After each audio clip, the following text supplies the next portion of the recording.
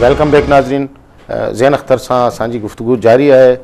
जनाब, हालिया सैलाबों के नतीजे में मुल्क भर में न सिर्फ लाखों लोग बेघर हुए हैं, दरबदर हुए हैं, हमारा इंफ्रास्ट्रक्चर जो है वो भी मुकम्मल तौर पर तबाह हो चुका है। मतलब पाकिस्तान रेलवेज़ का बहुत ज़्यादा नुकसान हुआ है, अरबों रुपए में हुआ है, PTCL का हुआ है, वापडा का हुआ है, हाईवेज़ डिपार्टमेंट का हुआ है, रास्ते तबाह हो गए, हमारे रेलवे ट्रैक तबाह हो गए, हर लिहाज की जो हमारी तनसीबात हैं वो भी तबाह हो गई हैं या मुतासिर हुई हैं। अच्छा, ये तमाम हमारा जो सेटअप है, इंफ्रास्ट्रक्चर है, इसकी बहाली में कितना अरसा लगेगा? आपके ख्याल में पाकिस्तान कितना पीछे चला गया है? मेरे ख्याल में तो पाकिस्तान जो है 2 से 4 साल पीछे चला गया।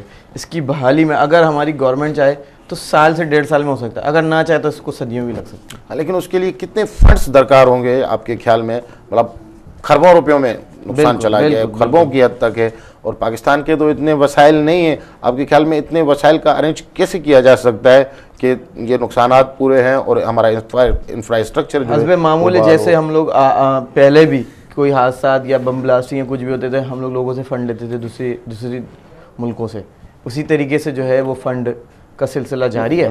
अच्छा, मंचर झील की जो सूरत हाल है वो बड़ी दर्दनाक है, तकलीफ़दा है। मंचर झील ऑलरेडी जो है वो भर चुकी है और उसमें बहुत ही कम गुंजाइश है मज़ीद पानी की, और प्लान ये है कि दरियाई सिंध का पानी मंचर झील में छोड़ दिया जाए। उसका मतलब ये कि ये इलाका तमाम का तमाम जो है वो पानी में डुबो दिया जाए। मतलब सीता विलेज और ये मंसूर झील, बूबक शहर, भान सैयदाबाद शहर, इवन सेवन शरीफ जो बहुत बड़ा शहर है, ये तमाम शहर फिर डूब जाएंगे, ज़ेर आब आ जाएंगे और उनमें बड़ी तबाही होगी। ये क्यों किया जा रहा है ऐसा? मतलब पानी को आगे क्यों नहीं बढ़ाया जा रहा है और वहाँ क्यों कट लगाया जा रहा है मंसूर झील को भरने के लिए? मंचर झील को के लिए भरने के लिए ये कट नहीं लगाया जा रहा। बेसिकली हमारी गवर्नमेंट को ये चाहिए था कि हम उसको इस तरीके से डिवाइड करें कि जो शहर हमारे ज़ेर-आब नहीं है वो बच सकें। अगर हम एक हिस्से को बचा रहे हैं और दूसरे हिस्से को उसको ज़ेर-आब कर रहे हैं तो वो हमारे लिए बात तो वही हो गई कि अगर हम 10 लोगों को यहाँ रिलीफ दे रहे हैं और 20 लोगों को वहाँ हम उनकी जानों का सौदा कर रहे हैं, तो ये मतलब मेरे ख्याल में ये बेहतर नहीं है। अच्छा, एक और सवाल ये है कि सूबाई वज़ीर आबपाशी जनाब जाम सैफुल्लाह धारेजो साहब का एक बयान आज के अखबारात में शाया हुआ है। उनका बयान ये है कि पानी का पहला रेला गुजर चुका है वो, और दूसरा रेला जो आ रहा है उससे कोई नुकसान नहीं होगा और वो भी आराम से गुजर जाएगा। आपका क्या ख्याल है? मेरे ख्याल में तो बंद ऑलरेडी कमज़ोर हैं और टोड़ी बंद को अभी तक भरा नहीं जा सका है, जिसके नतीजे में बहुत बड़ी तबाही हुई है। हमने देखा कि उन्होंने उस बंद के हवाले से कोई इक़दाम किए हों और उस बंद को जो है नाजुक था उसको मतलब हो सकता है उस पर काम किया गया और उसको मजबूत कर दिया क्योंकि रेला आराम से गुजर। नहीं, वो तो बंद जो हम देख रहे हैं, रोज़ाना की इतलात हैं कि वो अभी तक बंद भरा नहीं जा सका, वो अभी तक खुला हुआ है और उसका वो दायरा जो है वो बढ़ता ही जा रहा है, उसमें शगाफ जो है वो बढ़ता ही जा रहा है और उसके नतीजे में मज़ीद तबाही हो रही है। जेकवा शहर ज़ेर आब आ चुका है। अच्छा, ये तो एक बंद है, कई और बंद भी जो है वो भी हसास हैं और पानी का उतना ही बड़ा रेला आ रहा है दोबारा, तो मतलब उन बंदों की भी सूरत हाल हसास है। और सूबाई वज़ीर आबपाशी साहब ने कह दिया है कि पानी का रेला आराम से गुजर जाएगा, कोई नुकसान नहीं होगा। उन्होंने इस बात के कहा है कि जी रेला आराम से गुजर जाएगा, तो कोई तो वजह होगी, उन्होंने कोई तो इक़दाम किए होंगे ऐसे कि उसका रुख चेंज कर दिया जाए या कोई ऐसे, मतलब वो वही जानते हैं कि उनके पास क्या रखी है कि किस उसके लिए हमें हवाले से डिवाइड इंतजार करना पड़ेगा बैठ के वो पानी जब आ रहा है और कब आराम से गुजर के जा रहा है। फिर उनकी बात सच या झूठ साबित हो, वो अगर सच साबित होती है तो फिर तो उनको हम सलूट करेंगे, वरना जो है जाहिर है हमें उनको सीट पे बैठने का फिर कोई हक नहीं है उनको। अच्छा, इंडस हाईवे डूबने का खदशा पैदा हो गया है सैलाब के नतीजे में। तो इंडस हाईवे वाहिद शाहराह है जो कराची को ये अपर सिंध से जोड़ती है और फिर नेशनल हाईवे के ज़रिए वो पूरे मुल्क तक, पेशावर तक, इस्लामाबाद तक जाती है। तो ये अगर ज़ेर आब आ जाती है तो लोगों को तो नकल मकानी में भी बड़ी दुश्वारियाँ दरपेश आएंगी।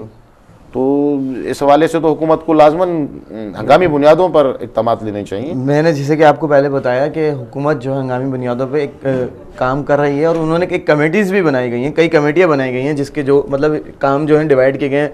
जैसे कि हमारे ministry head doctor Sagir Ahmad ने भी एक मेडिसिन की जो है मतलब चीज़ें मतलब उन्होंने तश्कील दी हैं, तमाम डॉक्टर्स लोग जो हैं अदरवाइज़ जगहों पर बिठाए गए कि वो जिसके मुताबिक वो काम कर रहे हैं सब लोग, ठीक है। हमारी गवर्नमेंट जो है, वज़ीर आला सिंध सैयद कायम अली शाह ने भी इक़्तिदाम किए हैं और हंगामी बुनियाद पे किए हैं, कमेटी बनाई है और इंशाअल्लाह ताला वो जो है ऐसा कोई भी अब वाक़या नहीं होगा।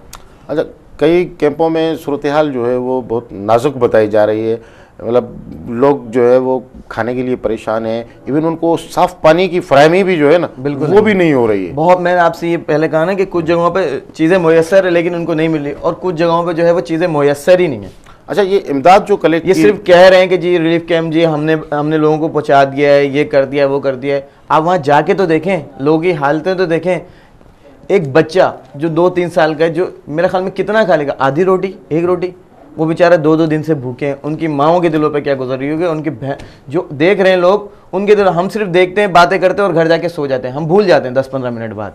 जिन पे ये चीज़ें बीती रही हैं वो लोग कैसे ये करते होंगे। सिर्फ आप ये सोचें, थोड़ी देर के लिए ये सोच लें कि हमारे और आपके साथ ये हादसा अल्लाह ना करे हो जाए, तो हम और आप क्या करेंगे। अच्छा ज़ैन साहब, जैसे खैबर पख्तूनख्वा में सैलाब आए कुछ ही दिनों में, खैबर पख्तूनख्वा के वज़ीर आला अमीर हैदर होती साहब ने चीफ मिनिस्टर्स रिलीफ फंड एक कायम किया, जिसमें बहुत से डोनेशंस जमा हो रहे हैं। सिंध में ऐसा कोई सूबाई सतह पर कोई फ़ंड कायम नहीं किया गया, वज़ीर आज़म ने तो कायम किया अपने नाम से, सिंध में स्पेशली ऐसा नहीं कायम किया गया। अगर कायम किया गया होता तो इस वक्त तक काफ़ी डोनेशंस उसमें भी जमा हो चुके होते और लोगों को उनसे रिलीफ मिलता। तो आप समझते हैं कि इसकी ज़रूरत थी? जी, मैंने देखा है कि बस सिर्फ पॉलिटिकल पार्टीज़, पाकिस्तान रेंजर्स और 2-4 जो है चैरिटी इदारों ने रिलीफ कैम्प काम किए गए। मेरे सामने जो ऐसी कोई भी चीज़ नहीं आई है। हाँ, बहरहाल मोबाइल पे SMS ज़रूर आए कि वज़ीर आज़म फ़ंड के लिए इतने पैसे या उस फंड के लिए इतने पैसे आप डोनेट करना चाहते हैं। अच्छा, ये जो खानगी तौर पर लोगों ने कैंप्स लगाए हैं, मतलब मुख्तलिफ सियासी पार्टियों ने, समाजी इदारों ने, शख्सियात ने, अच्छा उनमें से काफ़ी लोगों को सरे राह जो है वो फ़ंड्स कलेक्ट करने का कानूनी तौर पर अख्तियार नहीं है, तो वो सैलाब ज़दगान के लिए फ़ंड्स जमा कर रहे हैं। उनमें से फिर होता यह है कि आधा वो देते नहीं हैं, आधा देते नहीं, अपने घर भरते हैं और आधा वहाँ कुछ पहुँचाते हैं, कभी पहुँचाते नहीं हैं।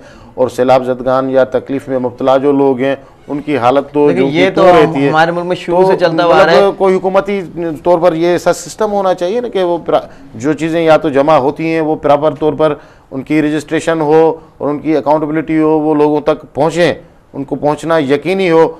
और अगर कुछ लोग वो अपने घरों में ले जाते हैं तो उनके खिलाफ कानूनी कार्रवाई हो, या तो फिर ये हो कि उन लोगों को कैंप्स लगाने का अख्तियार ही न दिया जाए और हुकूमती सतह पर इमदाद जमा की जाए। हुकूमत उनको कैंप्स लगाने की तैयार नहीं देते तो वही लोग रोड पे आके धरना देना शुरू कर देते हैं, जी हमें आवाम की मदद करने के लिए नहीं दी जा रहा। ठीक है, अब ये तो ऐसा तो कोई भी दुनिया में आला नहीं हुआ कि बता दे ये शख्स ईमानदार है या ये बेईमान है। अगर ये ऐसा कोई आला इजाज़ होता तो शायद हम लोगों को इतनी परेशानी ना होती। लेकिन देखें, अकाउंटेबिलिटी तो होती है ना। बिल्कुल, यहाँ तो कैंप्स लगाए हुए, जो कैंप्स लगाए हुए गवर्नमेंट और दूसरे लोग जो ये दावे करते हैं कि जी हमने वहाँ तक पहुँचाया, तो मैंने अभी तक 2 से 3 जगह। आप हमारे व्यूअर्स के लिए कोई पैगाम देना चाहें?